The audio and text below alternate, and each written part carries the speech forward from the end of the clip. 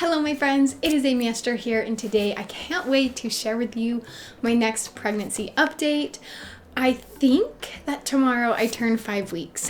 Again, if you saw my last pregnancy update, I'm not 100% sure how far along I am. I still have a week and a half until my OB appointment where I will get my first ultrasound and find out exactly how far along I am. But I think that I am probably 5 weeks tomorrow. So today's video is my 4-week pregnancy update. All of my videos, by the way, I will record the last day of the week. So this is my 4-week update so that if you are watching this and you are 4 weeks pregnant, you can know what to expect for your 4th week instead of doing it at the beginning of my 4th week, if that makes sense. So all of mine will be at the end of that week. So this is week 4 of my pregnancy.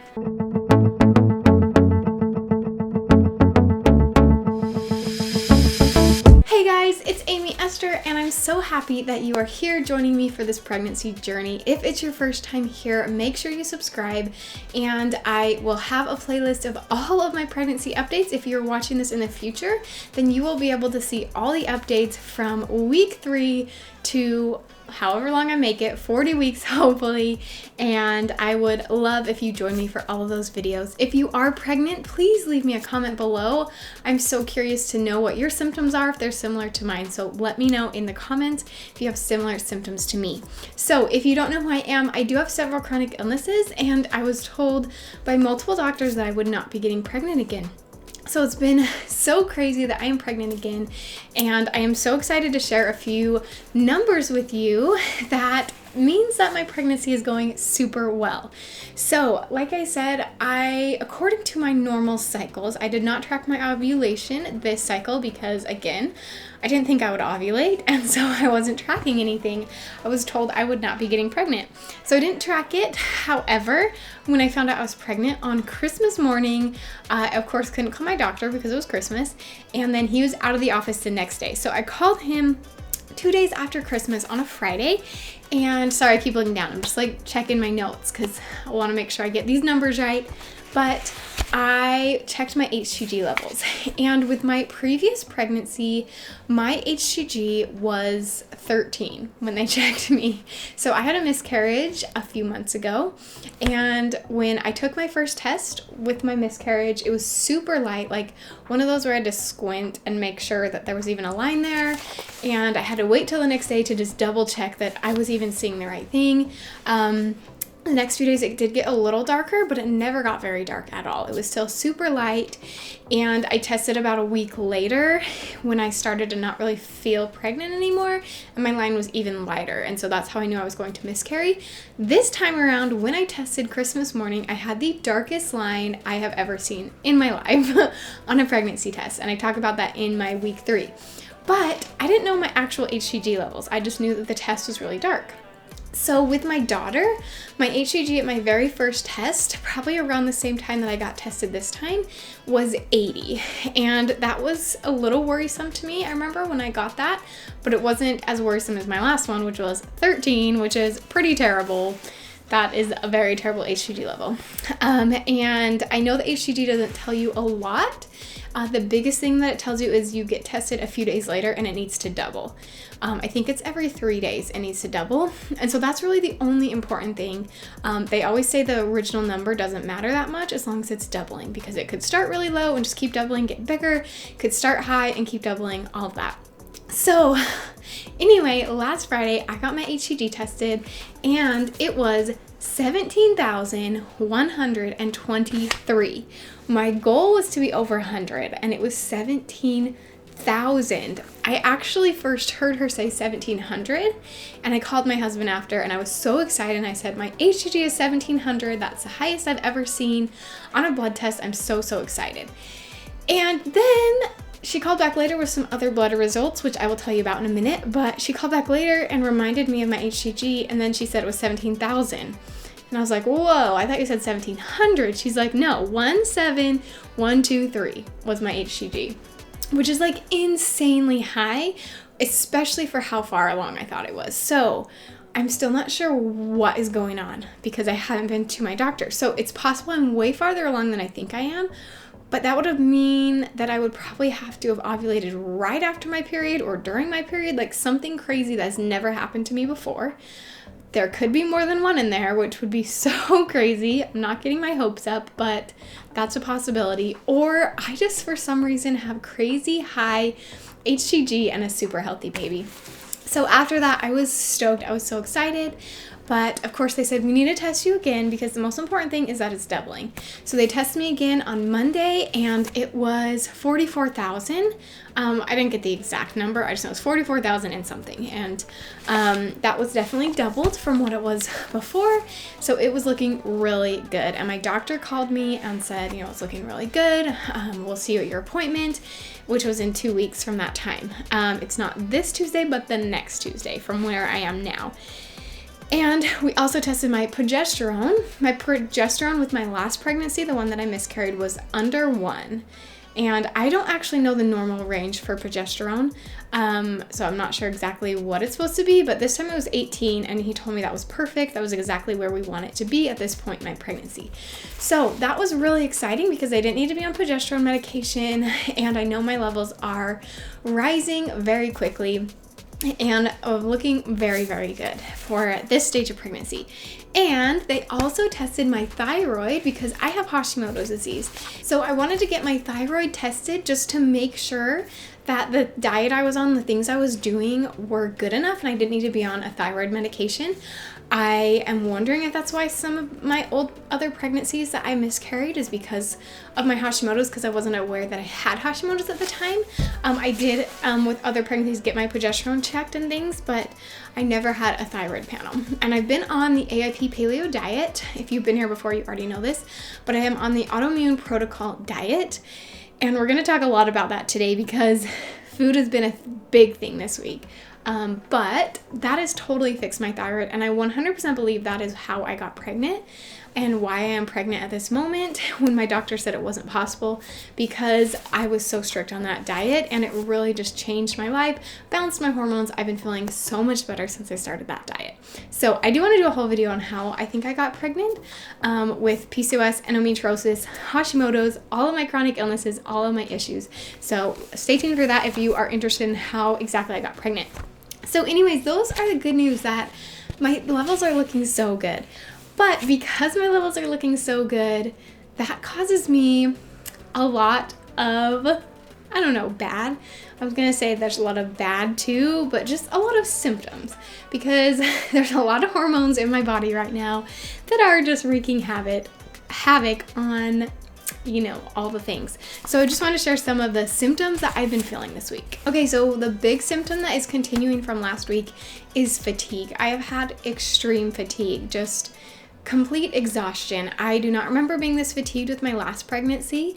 Like I said, I've had a lot of chronic illnesses. I've lived with chronic fatigue for years, but this is honestly the most pure exhaustion that I've ever felt in my life.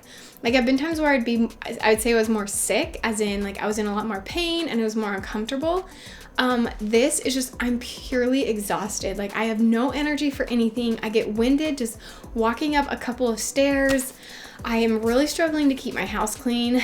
I love to have a clean house. I love cleaning. I love all of that kind of stuff. And I'm struggling because I just don't have the energy. So I did actually clean this morning. Today I'm doing a little bit better in the fatigue department, but I am trying to stay as active as possible while not overworking my body, but it is tough. I have so much fatigue. I've also started having a lot of acne. Like, I don't remember if this happened with my last baby, but my acne has been crazy. I don't know if you can see it on my face, but I just have acne all over the place, and I've never been one to really get a lot of acne. A few other symptoms, I have been feeling just very hormonal in the emotion department, just so emotional. Like, little things make me cry. Like, one morning I was just bawling over, I don't even remember what, and I will get kind of angry really fast. I will feel anxious and weepy and overwhelmed. Like, I just have been feeling all of those crazy pregnancy hormones. And then I've also been getting some headaches. They haven't been quite as bad the past few days, but earlier this week I had a lot of headaches. Been feeling really, really dizzy. It's kind of going along with the fatigue. Every time I stand up, I just get so dizzy. And I do have POTS, postural orthostatic tachycardia syndrome, which means my blood doesn't always circulate really well, but I've really got that under control. And so I don't think it's from my POTS. I really think it is just from the pregnancy that I'm feeling so dizzy. I just kind of feel like I have the flu all the time. I have only thrown up once, and it was during my very first week.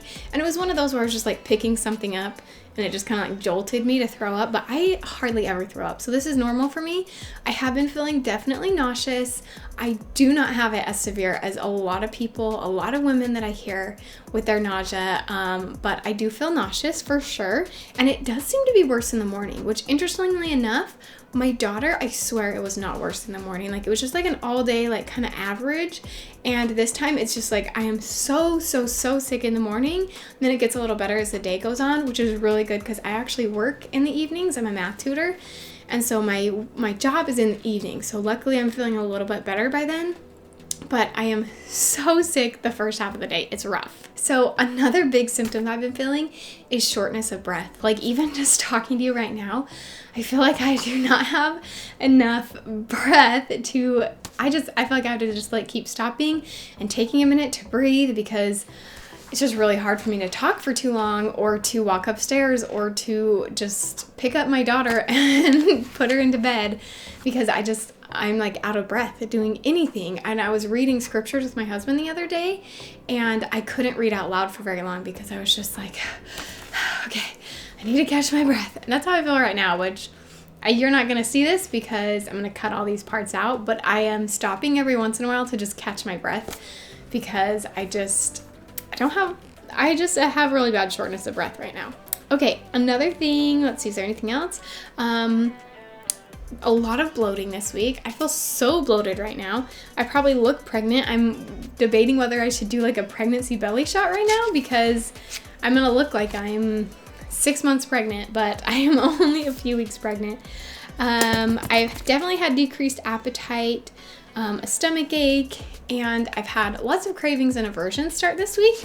So let me talk to you about some of my cravings and aversions. So first, aversions really mostly has been like in the meat category. I do okay with chicken if someone else makes it. I can't really smell it being made, which is weird, but like if I go to a restaurant, I've only been to one restaurant this week, but if I go to a restaurant, that sounds good to eat chicken. And I do actually like to freeze a bunch of cooked chicken and put it in my freezer, and I can totally eat that. I'm worried I'm gonna run out of it soon and I'm not gonna be able to make myself more chicken because it just grosses me out to like see it raw and have to make it, ew. And then any kind of beef really grosses me out right now. And then for some reason, turkey is kind of grossing me out too, which is funny because it seems so similar to chicken, but it sounds so gross. And I have had a lot of aversions to different vegetables, which I'm on the AAP paleo diet and I'm really scared to get off it because I don't want to miscarry because I eat something off my diet. And I know that this diet has helped my thyroid. However, I do know with my daughter that my autoimmunity's got better while I was pregnant with her and it went into a bit of a remission. And I've heard that happens to a lot of people. So I'm really hoping that this pregnancy, the same thing happens so I can eat off my diet because I am seriously struggling so bad because everything I want to eat is not on my diet. So in fact, the cravings I've been having this week is so random, but grilled cheese, like I want to eat grilled cheese more than anything. I made one for my daughter the other day, and since that day, I haven't stopped thinking about it and smelling it and wanting to eat grilled cheese. In fact, last night I was laying in bed awake thinking about grilled cheese and my other craving, fajitas. I just couldn't stop thinking about eating fajitas and grilled cheese last night. And it's so funny because those are the two worst things for my diet because I can't have grains, I can't have dairy, I can't have nightshades, which is like peppers and spices. So those are like the worst things that I could eat for my diet, but oh my goodness, they sound so good. So I'm really excited to talk to my doctor to see if I can get off my diet. The one thing that I have changed, I've been really strict with it. I've been doing really good, even though it's been so hard for me. And if you're curious on how I do this, I do have a video on my channel. I will link it down below, but it is called How to Not Cheat on Your Diet. And that's kind of like my process and how I've trained my body and my mind to not cheat on my diet. However, I'm getting to the point where I might need to eat other things because just I feel like I'm not going to eat anything if I can't eat off my diet soon. I have added one thing, which is rice. So I can't have grains on the AAP paleo diet, but I've been really struggling with not eating any like starches because one, I've actually heard that you need more carbs, more starches when you're pregnant. And that if you're on a paleo diet, it can be kind of hard on the baby. And so that's one thing for the baby, but also for me just to kind of curb that carb craving that I've been having, because I've also been craving, and I won't even say it's a craving, but just like the only thing that sounds good sometimes is just like plain starchy carbs, like toast and rice and pretzels, like things like that that are just plain and starchy. So I'm trying still to avoid gluten especially. But for now, I've just added in rice to my diet, and I'm hoping that when I talk to my doctor that we can expand my diet a little bit, just because I am seriously struggling so bad with these cravings and these aversions to just stay on an AAP paleo diet. I started having a lot of juice, which actually makes my stomach hurt. I have a lot of stomach issues. It makes my stomach hurt a lot.